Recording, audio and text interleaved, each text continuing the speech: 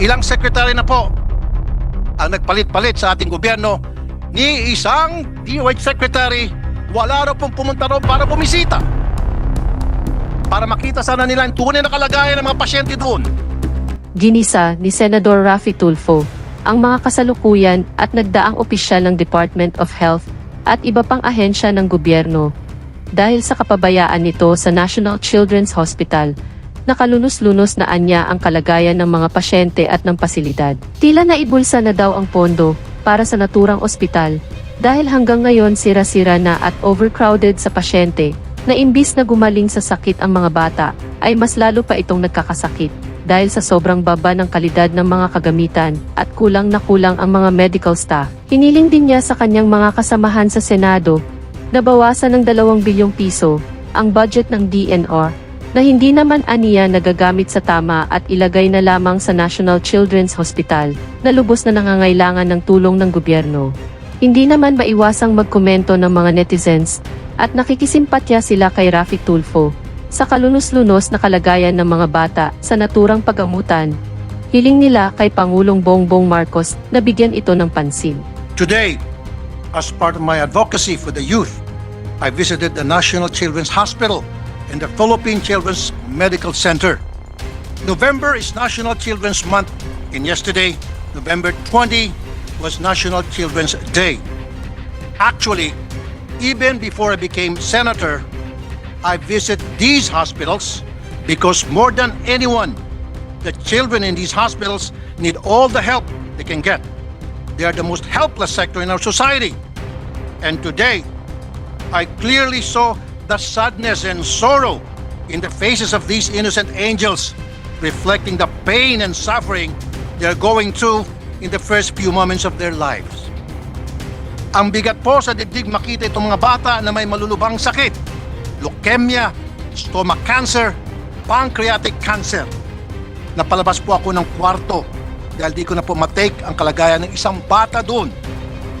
He was a 6-year-old boy suffering with stage 4 liver cancer. Excuse me. He was having a hard time breathing, even if he already had an oxygen tank assisting him. I was told that he is just waiting for his time to go, meaning he was already sentenced to death. And his parents were there to helplessly witness it all. As a father, I can just imagine what they were going through, knowing that their child already is considered as dead. Mr. President, the National Children's Hospital, a health facility for the poorest and weakest, is in dire need of our help. Kung paano naghihingalo ang mga pasyente doon, gayon din ang paghihingalo ng pasilidad at sitwasyon ng National Children's Hospital. Una, kulang na kulang po sila sa manpower. They could not handle the amount of patients that comes to them. In fact, listen to this, there is a 3-year waiting time. Ulitin ko po, excuse me. 3-year waiting time for some of the therapies being offered to the patients, PT, OT at speech therapy. 3 years, 3 taon. Isa pong buong cycle po yan ng Kongreso. 3 taon maghihintay ang isang pasyente bago siya makatikim ng therapy dito po sa National Children's Hospital. Lubos po akong humahanga sa mga doktor ng National Children's Hospital, maging sa mga nurses doon, dahil sila po ay may tuturing na tunay ng mga bayani. They give more than what they are paid for, and their salaries are way below industry level.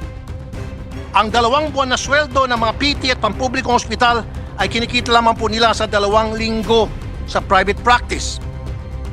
Nobody wants to work in the National Children's Hospital because, of course, there are better opportunities out there. Pero dahil sa pagmamahal at malasakit sa mga bata at pamilya doon, ang mga frontliners ng NCH ay natitiis. It is true, patriotism at work.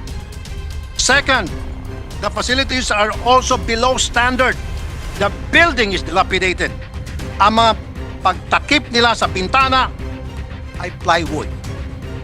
Basag-basag po yung mga bintana at plywood po ang pantakip. Pwedeng pasukin ng alikabok, usok at lamok. Ang napakainit po ng mga kwarto. Walang tamang ventilation. Imbis na gumaling ang mga bata, mas lalo pa sila magkakasakit. Excuse me po.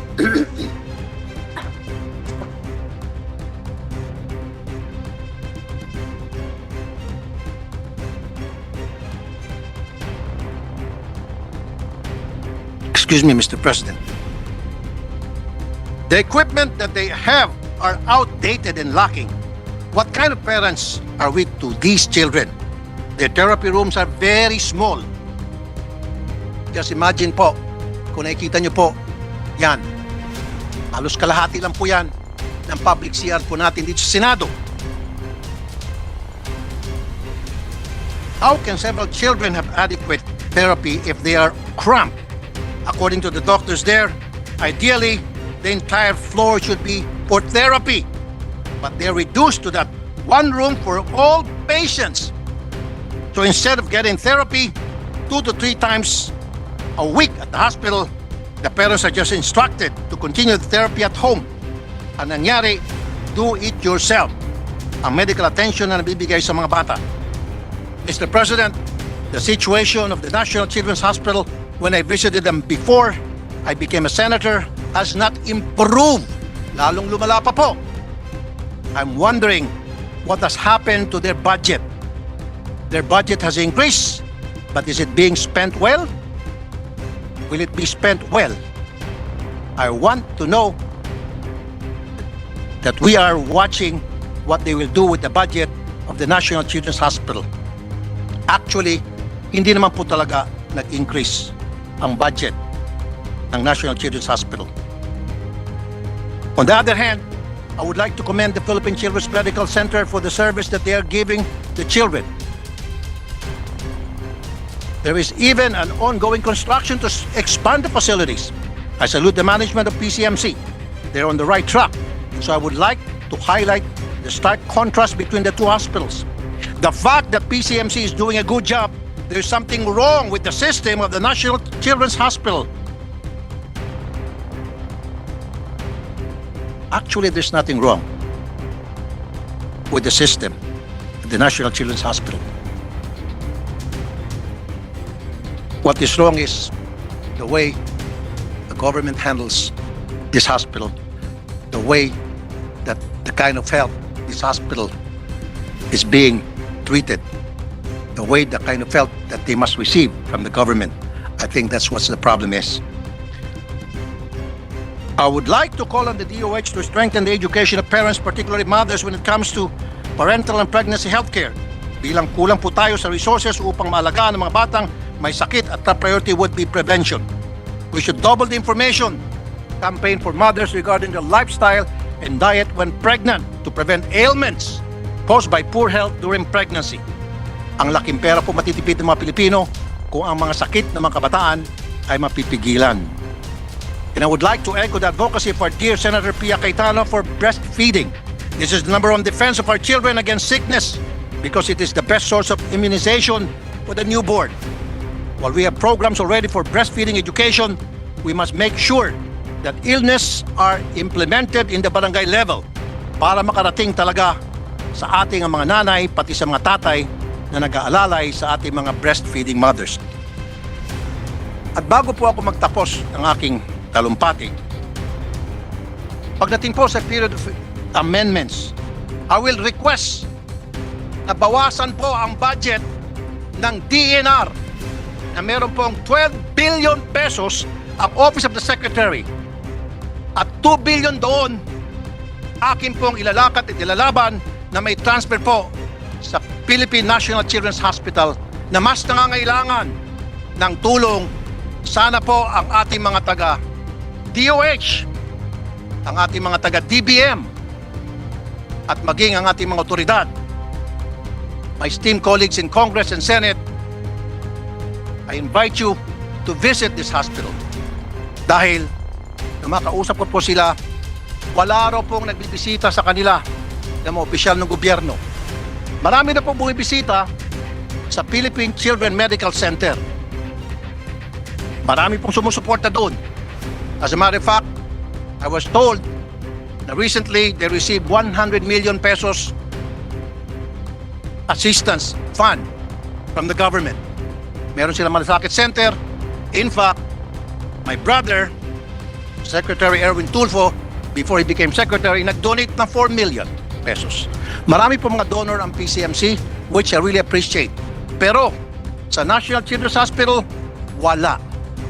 Ilang secretary na po ang nagpalit-palit sa ating gobyerno, ni isang DOH secretary, wala raw pong pumunta raw para bumisita. Para makita sana nila ang tunay na kalagayan ng mga pasyente doon. Wala raw pong bumibisita mga taga-gobyerno. Dahil ba, ito isang maliit lamang na ospital, dahil ba ang pupunta rito mga anak ng mga pinakamahirap na tao sa Pilipinas, the poorest of the poor. I challenge the DOH, the DBM, and all my esteemed colleagues. Sana po, kung meron kayong panahon, bisitahin niyo po para makita niyo naman po kung gaano kalunos-lunos ang kalagayan ng mga pasyente doon. Like I already said sa speech ko kanina, hindi ko po kinaya, halos mapaiyak po ako nung pumasok po ako sa isang ward and I saw this kid, 6 years old, dying, already sentenced to death, stage 4 cancer. Tawa-awa po. At makikita ko po yung dingding nila, butas-butas, tumutulo ang bintana. God. Basag ang bintana at ang ipinagpalit sa halip na papalitan ng salamin, plywood po ang ipinalit. At yung ibang bintana na talaga hindi na maremedyohan, nilagyan po ng kurtina. Na kurtina pinaglipasan ng panahon na hindi pa napaglabhan. Ganun po kawa-awa yung National Children's Hospital. That's why inuulit ko po, ipaglalaban ko po na bawasan ang budget ng DNR na para sa akin maraming pagkukulang. 10 billion para sa Office of the Secretary and 2 billion support for the operation. Another 2 billion which is 12 billion. So 2 billion po ang dapat mabawas sa DNR at yan po ay may transfer sa National Children's Hospital na mas nangangailangan po ng tulong dahil dito po yung mga inosenteng anghel ang dapat nating matulungan sa perang yan. And I call upon my colleagues here in the Senate to please support me with this advocacy that I have now na para mabudgetan po itong National Children's Hospital. I thank you, Mr. President.